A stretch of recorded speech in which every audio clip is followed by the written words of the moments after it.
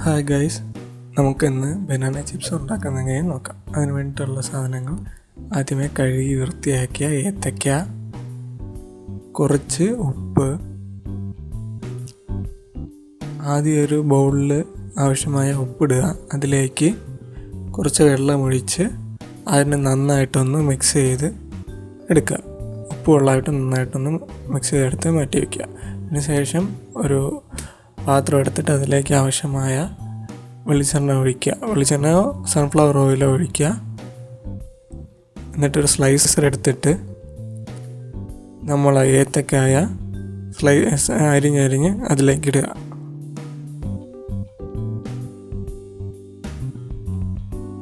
എന്നിട്ടൊന്ന് ഇളക്കി കൊടുക്കുക. കുറച്ച് കഴിഞ്ഞതിന് ശേഷം നമ്മൾ മാറ്റി വെച്ച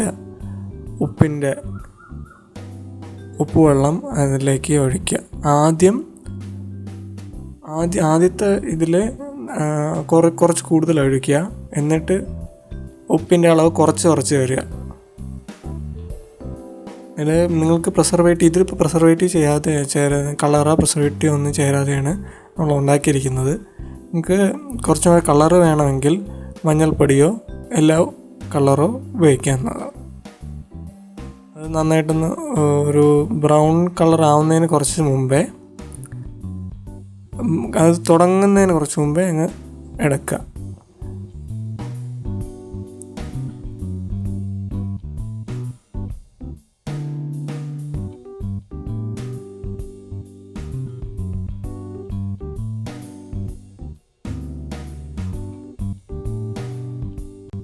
അങ്ങനെ നമ്മുടെ ബനാന ചിപ്സ് റെഡിയായി കഴിഞ്ഞു. Thank you for watching, guys.